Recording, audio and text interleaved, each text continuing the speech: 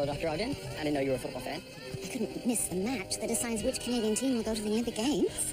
What I did go to St. Louis, the World's Fair and the Olympics. We have everything we need right here in Toronto, son.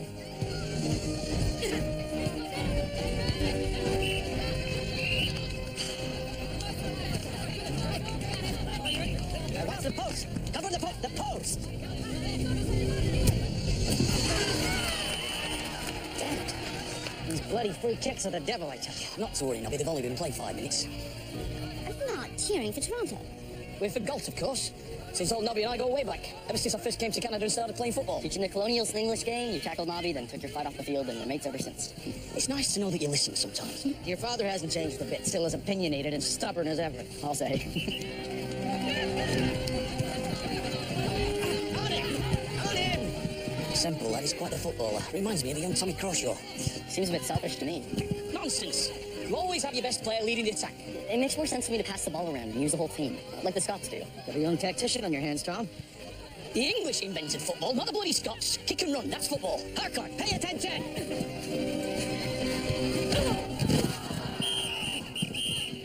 Oh, Lord, love a duck. Corley, what was that? The goalie lads have got to learn to tackle, Nobby. They won't be able to compete at the Olympic Games like this. Well, help them up. Be a gentleman about it, at least. Enough play acting. Take my hand. Get out, man. He should be coming around by now. Robert. Robert. Inspector. Move aside, lads. Give me a room there.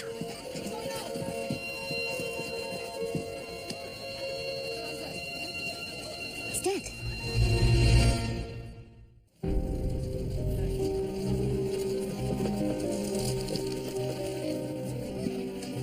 Julia? Sir? What have you? Robert Semple, star player for the university team. Dropped dead on the field after a hard tackle. I believe he was stabbed. I discovered a wound. Stabbed. Sir, you mentioned he was tackled. Could the other player have concealed a weapon? This is football, Murdoch, not rugby. The lad tackled him with his legs. There was no way that Semple here was stabbed on the field of play. I agree. Based on the inflammation, the wound is at least an hour old, possibly as much as 12. He was stabbed and got kitted up to play. I'm impressed. He should have been in a hospital, not on a football field. Will you be able to narrow that timeline at all? I'll do my best, but I can't guarantee it.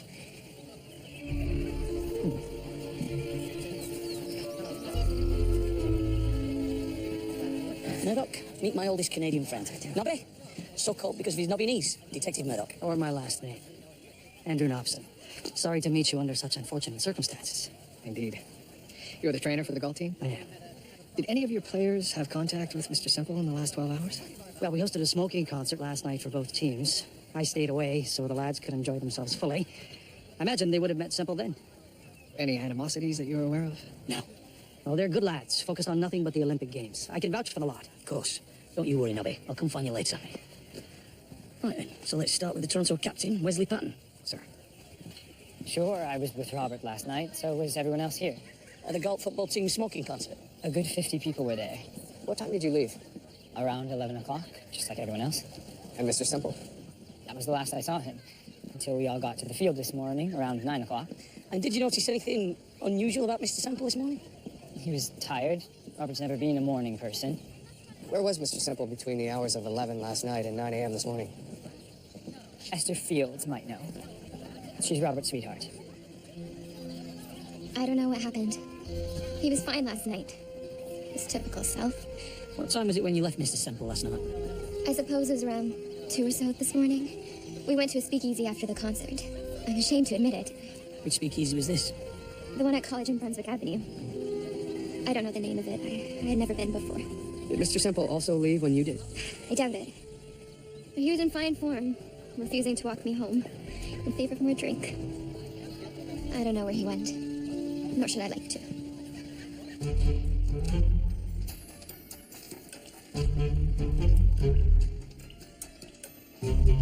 Dr. Ogden, look at this.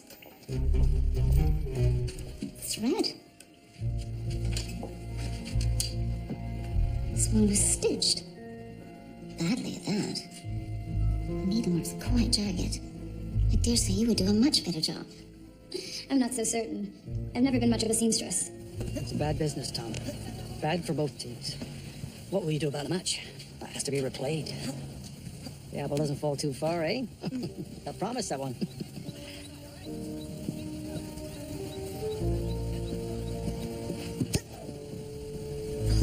can't kick a ball straight to save his life. He's still young. He can practice with us while we're here. I doubt if it'll do any good, but that's very kind of you nonetheless. That's what old friends do.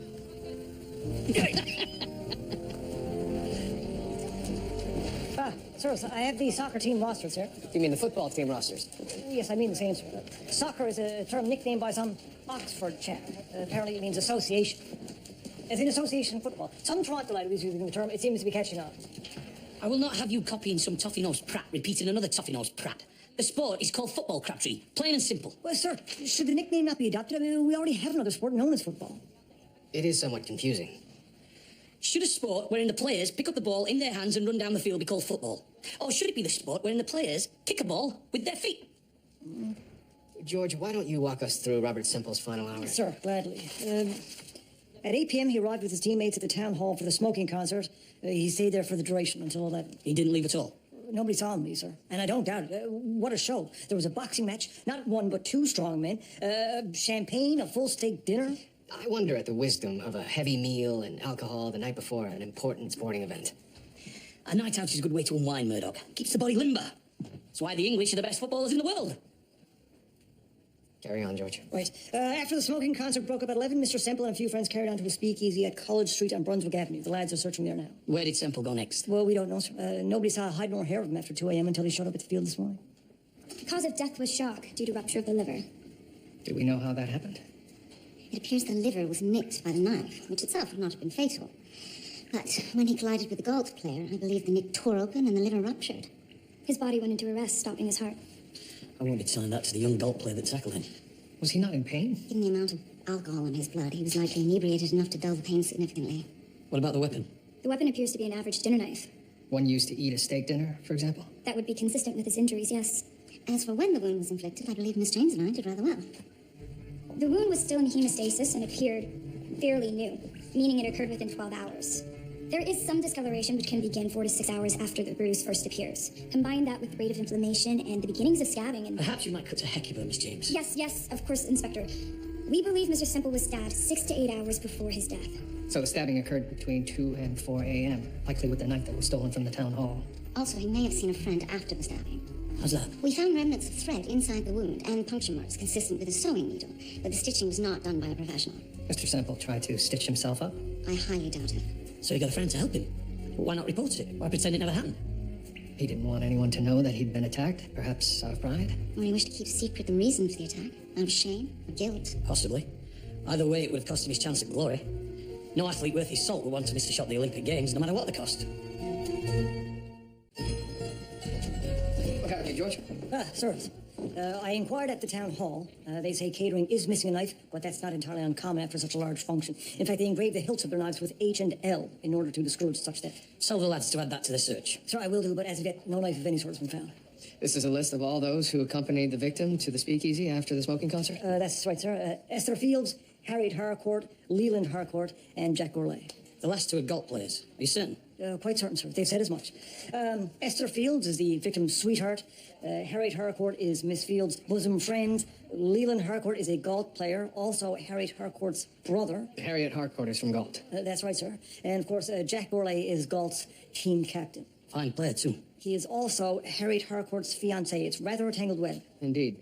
They're all connected to each other, but only Miss Fields is connected to the victim. What motive could the Galt lads have against the Toronto player? Well, sir, Robert Semple is Toronto's best player.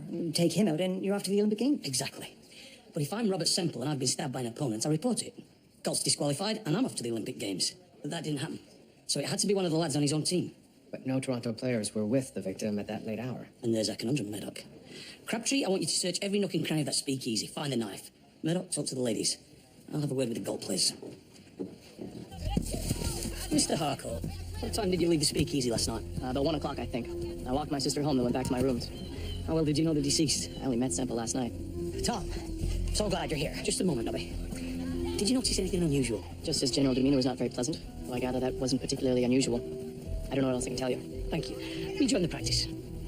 I'll talk to Goal Lane next. Of course. Tom, while I have you here, I could really use your help with the lads' tackling. I wish I could, Nobby. Just a quick demonstration. You always were the best. You had it down to a science. An art, more like. Oh, go on, then. I can spare you a couple of minutes. Right then, lads, be prepared to learn the art of the Brackenreed slide tackle. I knew Robert Semple because of Esther. I don't know why she stayed with him. Why do you say that, Miss Harcourt? He wasn't very attentive to her. Tell me about last night, as you remember it. There isn't much to tell. I only went to the smoking concert because Jack and Leland are in town. Your brother and your fiancé. Yes. Leland warned me about Toronto, but I so wanted to live here. And Jack was so good to wait to marry until I finished my studies. But Leland was right. It's too dangerous here for a Galt's girl. Where did you go after the smoking concert? I walked with them to the speakeasy, but I was tired. I didn't even go inside. Did you see anything unusual? Anyone angry with Mr. Semple? Esther was. But I don't know if that counts as unusual. It's a lost cause, Nobby. You're better off not tackling at all. Blasted free kicks. I wish we could just break up the bloody net. Good Lord. It's that simple. Lads, 6 of you, shoulder to shoulder.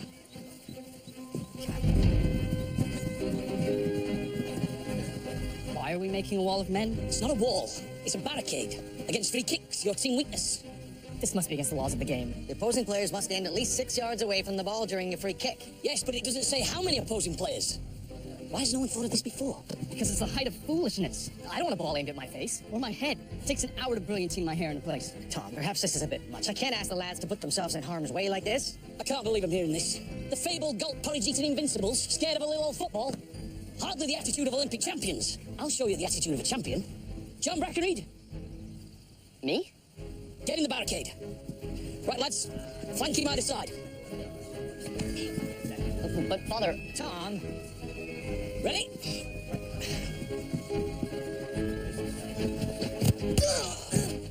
Good Lord, are you all right? Of course he's all right. Get up, John. I don't believe it. It worked. Your barricade worked, Tom. Of course it worked. Now you can give away all the free kicks you like. Right. My work here is done. Better get back to some real work. Miss Fields, you neglected to mention that you had an argument with Mr. Semple last night. There was nothing to mention. Somewhat of a daily thing. Or was, I suppose. What was the argument about? Just his usual behavior. He refused to walk me home, like I told you. He was too busy drinking and showing off. Showing off for whom? Jack Gourlay, Harriet's fiancé. As much of a drunken lout as the rest of them. I think Semple and I parted ways about 2:30, though I wouldn't swear to it. And that was the last you saw of him until this morning? Right. Perhaps not. Explain, Mr. Gourlay. After I left the speakeasy, I got a bit turned around. I managed to find my way back there, and I saw someone who I think was Semple stumbling out of a laneway. I called out, but he didn't turn around. And maybe it wasn't him. What laneway was this? Outside the speakeasy? I don't know. This is my first time to Toronto. I think I saw something that looked like an overlarge thimble. You could ask Wesley. Wesley Patton, the Toronto captain.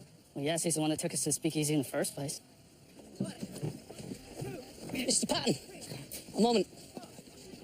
Why is Galt practicing so much with the ball? Everyone knows it lessens the hunger for it come game day. Mr. Patton, football is the least of your worries at the moment. You lied to me. You were at the speakeasy with Robert Semple. Right then, off to the station house. Right. Yes, I lied. If it gets back to the university that I went to an illegal establishment, I'll be kicked off the team. Why did you go in the first place? I had to keep an eye on Robert. Well, you didn't do a very good job of it. Don't think I don't know that. I wouldn't normally leave him in that state, but we had a big match in a few hours and I needed sleep. What time did you leave? Just before 2 a.m. And that's the last you saw of Mr. Semple? Yes. That's the truth, I swear it. Sir? Ah, Murdoch. I finally found good use for your chalkboard. Tactics. Tactics. Formations, Murdoch, formations. See, this is the standard 2-3-5, the pyramid formation. But on this side is my invention, 4-4-2. Oh. You see, the more I watch football, Murdoch, the more I've come to realise the importance of a good defence. You can't win football games if you're constantly letting goals in. I suppose so, but if you bolster your defense at the expense of your offense, you won't be scoring many goals either. I know. The 2-3-5 does make more sense.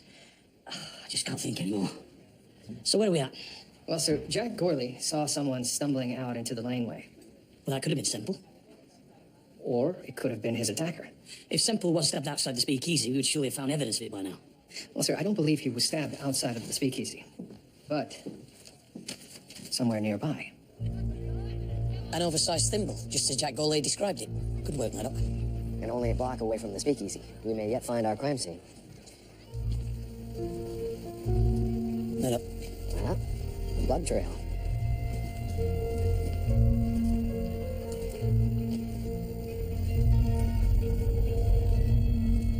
Two trails, it seems. One made by the victim and the other by his attacker, presumably.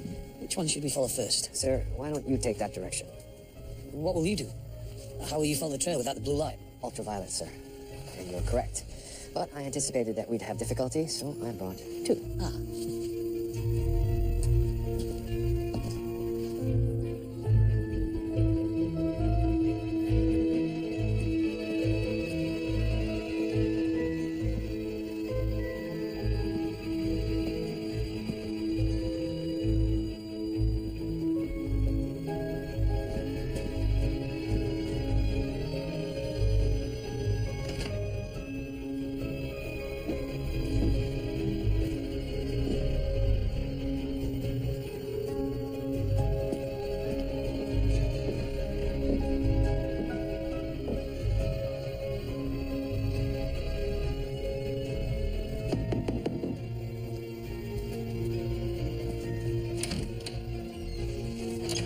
Mr. Patton, detective.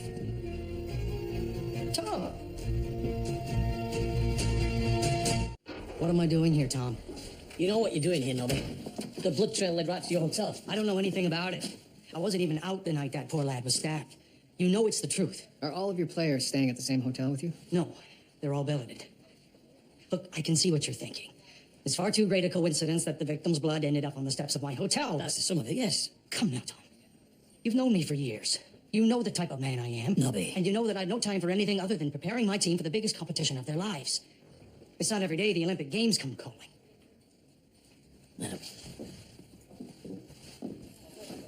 Sir, perhaps Mr. Nobson is telling the truth. He's involved in some way, whether he knows it or not. I've sent George to search along both blood trails for the murder weapon. What if someone's trying to lay blame on Nobby, or the Gold team in general? Well, perhaps we should speak with the person at the end of the other blood trail. The Toronto captain. Wesley Patton.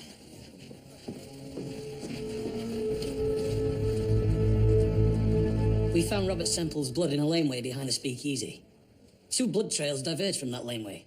One went to Mr. Nobson's hotel, the other to your residence. I can explain that. At least, I can explain half of it. Please. I did leave the speakeasy earlier than Robert, like I told you. I just didn't tell you what happened afterwards. Which makes it the second time you've lied to us in as many conversations. Talk! The truth this time. Maybe an hour after I got home, around 3, Robert showed up at my door, bleeding. Why didn't you go fetch the doctor? He wouldn't let me. If we'd gone to hospital, he wouldn't have been able to play the match. And I'm ashamed to say, we needed him. And the cut looked small enough. So you sewed it shut? I insisted. In the morning, he wasn't any worse for wear than after any other night out. He really did seem fine. You don't seem to be taking his death very hard. It's a terrible thing to say, but I'm almost relieved he's gone. Why do you say that? The university expects us to conduct ourselves like gentlemen. Robert was no gentleman. I was tired of my future on the team being tied up with his. Never mind how he treated poor Esther. How did he treat her? A rumor went around the smoking concert that he'd been unfaithful. Just a rumor? I doubt it, seeing as it was spread about by Robert himself.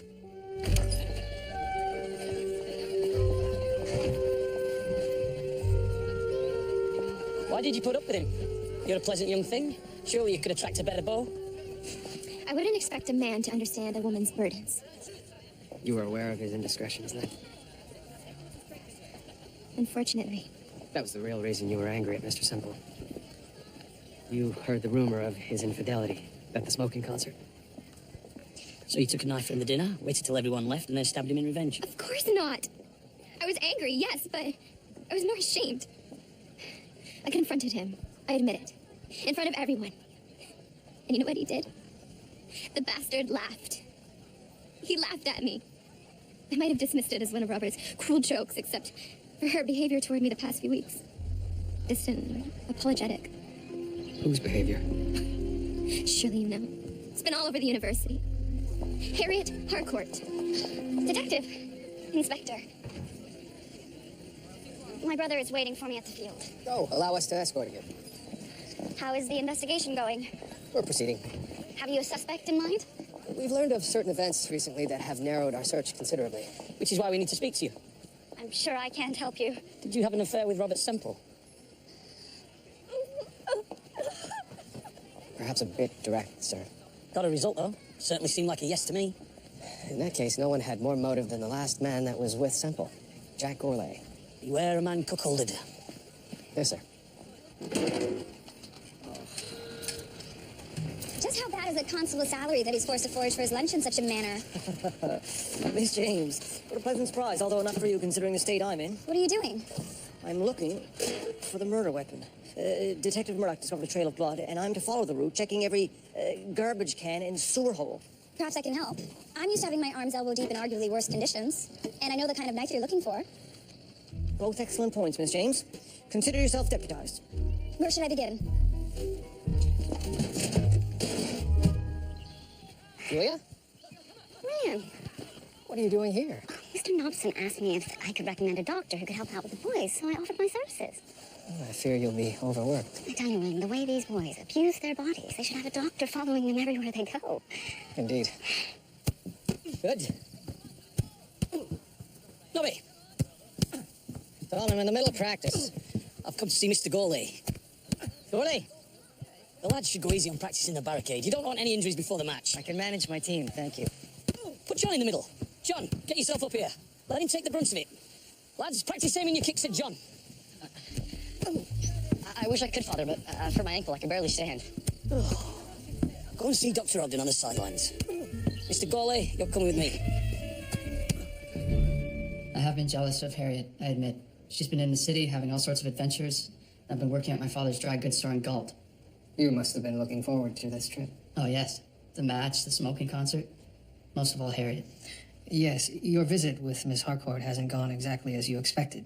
Harriet's been so cold, so odd. She won't talk to me, she won't touch me. She didn't even want to go to the smoking concert. She needn't have bothered. She was a wet blanket all evening. You must have heard the rumor. Semple and your fiancé. It's a pack of lies. I said so to his face. He was no Toronto gentleman. He wouldn't even apologize.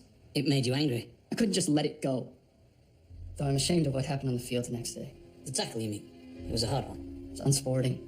And I'd already made my feelings known the night before. The two of you fought at the speakeasy. We were both so drunk, neither of us managed to land a single blow. We agreed to let the match settle our grievances.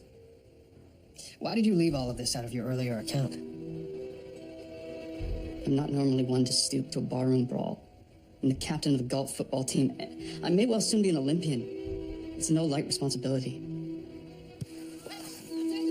It's my left ankle. But you're limping with your right.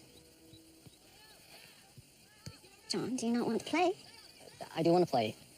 It's just not my father's way. But Brackenreed plays like a true Englishman. And Brackenreed tackles at the knees. Brackenreed brawls on the field and off. Surely there can be more than one kind of Brackenreed. Not according to my father. Your father is a fair man, if a little pig-headed at times. But you're old enough to be your own man, John. But in the meantime, I'll wrap your foot and we'll keep up your pretense. At least until you can build up a little of that infamous Brackenreed courage. I admit I don't know much about football, but it does look quite fun. Oh, Miss James, I'm sure you would excel. Surely there's a ladies' team at the university. I don't think I'd be welcome. Well, in that case, let's you and I have a go right now. I couldn't. There you are. Come on. Nobody watching. Constable Crabtree? That looks like blood.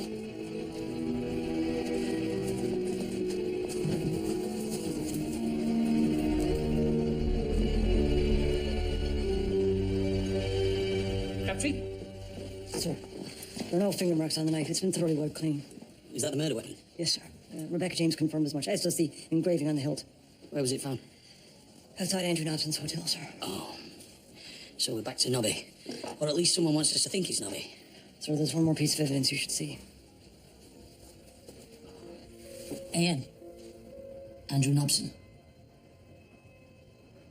But it is Nobby. Tell me it's not yours. Tell me we're wrong. Look, I'm on your side. But I need you to speak up in your defense. Bloody hell, Andrew! All I hear is friendship come for this. I'm sorry, Tom. Not as sorry as I am.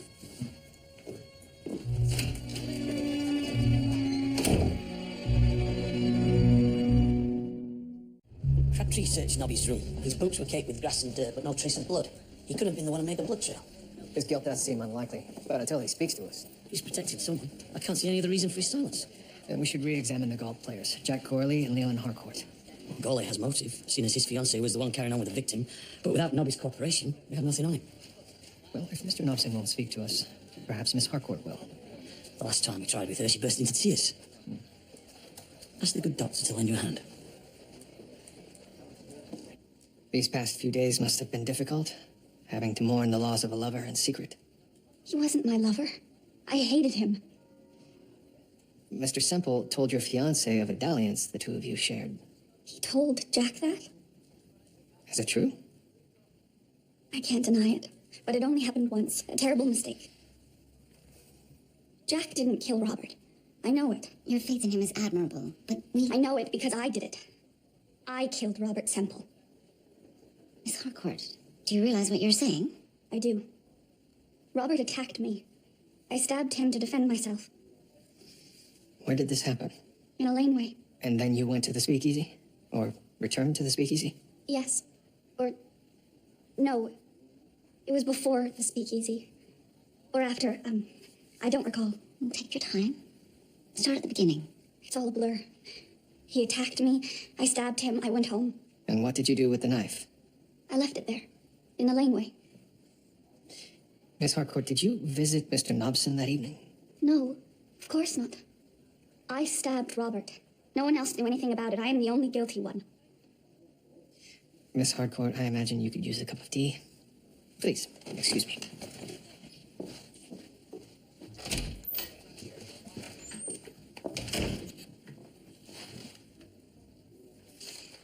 Miss Harcourt, your description of the incident doesn't match the evidence. I'm telling you, I did it. Isn't that enough? You didn't stab Robert Semple. But he did attack you, didn't he? But perhaps not on the night in question. You think by taking the blame you'll feel better. But in my experience, it's only the truth that brings you peace. Harriet, whatever you tell me, I will believe you.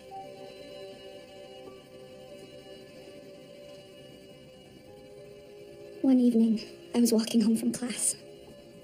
I ran into Robert. He was going to see Esther, he said, and would walk me to our residence. I agreed, why wouldn't I? He said he needed to stop by his room. I was going to wait outside, but he offered to sneak me past the dawn. It was cold, and I knew him. He took advantage of you in his room. It was all my fault. I went in willingly. I put myself in that position. I am entirely to blame. You told no one? I tried to pretend it didn't happen. Jack would have left me, my family would have been disgraced. But Robert wouldn't let me forget. Which is why you didn't want to go to the smoking concert or join your friends at the speakeasy. I thought it would happen again. You took a knife from the dinner to protect yourself. I would have used it. But you didn't. Mr. Gourlay did. No, I swear Jack had nothing to do with this. Oh, Harriet. You've been protecting your brother.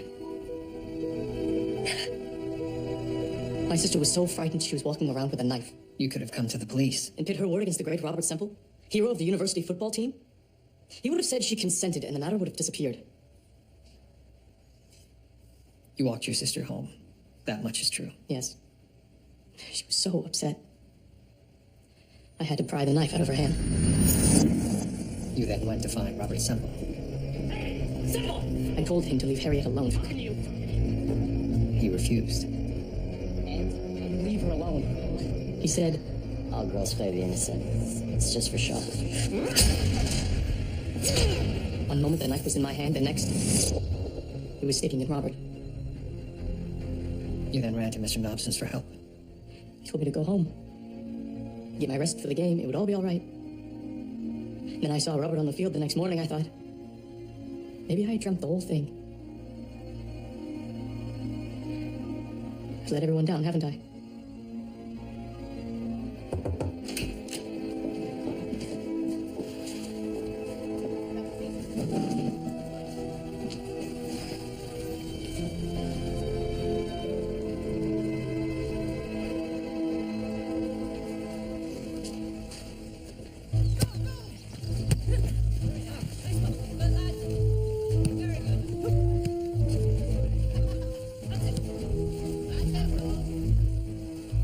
Linda's a good lad.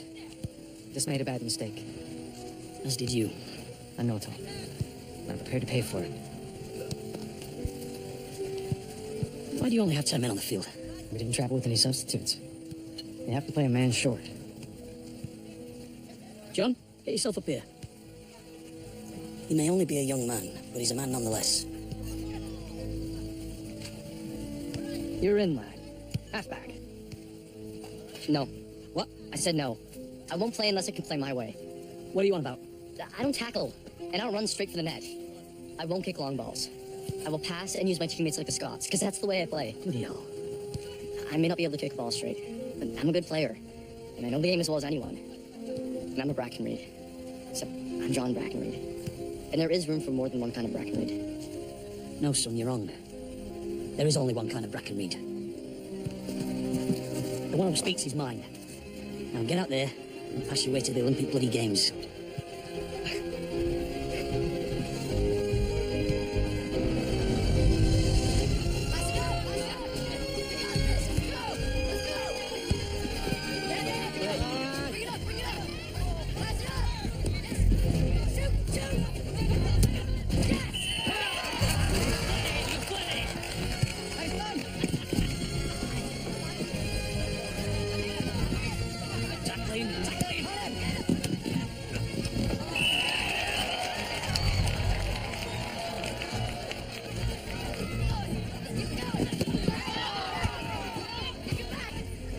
To go.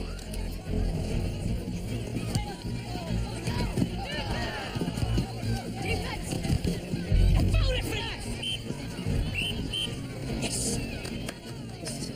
This is our moment. Gourlay, take the kick.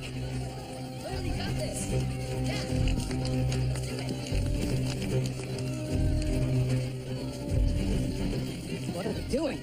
Good Lord, Tom, they're copying our barricade. We should have seen this coming. This is our last chance to take the game. What are we going to do?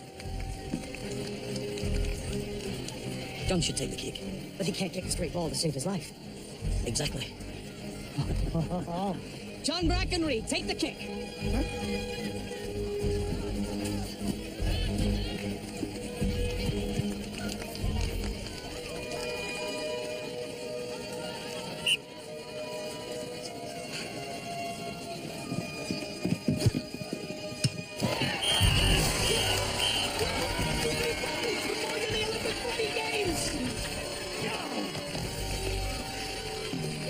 You'll deserve any medal they win as if you were right there with them. But now, thank you, Tom. Being here for this match means the world to me. That's what old friends do. The lads will be needing a firm hand in St. Louis. I wouldn't trust my team to anyone else. Good luck.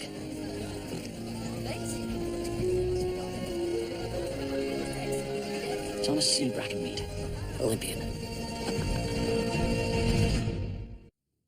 I'll only be gone a couple of weeks. Be sure to write us the results, sir. Right, I'll be telegraphing. Sub the long distance. How often will I get to manage a team at the Olympic Games? To write some. And if you have a chance to pick up some of that fairy floss, I'd be much obliged. I'll see what I can do, Crabtree. Now, Murdoch, the payroll's in the safe. Mark the ledger exactly as I do. Also, the shed needs clearing out. I've left a long list of duties on my desk. We'll try to manage, sir. Oh, and be sure to visit the electrical pavilion at the fair. I understand they have a new plug-in wall socket installation. I'll be sure to make it my first port of call, Murdoch. Right. Oh, and these are from Dr. Ogden, bandages and a liniment of her own creation for the players' aches and pains. That's very kind of her. Please thank her for me. Ready, Father? We don't want to miss the train. They've decorated a special car just for the team with red and white bunting and streamers. From the end, a sign telling everyone that the golf football team is going to the Olympic Games. Well, let's get going then. Ah, George Crabtree spies an open Rebecca James.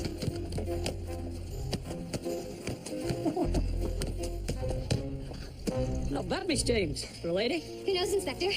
Maybe one day there'll be a team of Canadian women vying for Olympic gold. That'll be the day. Come on, John. Let's go get a medal.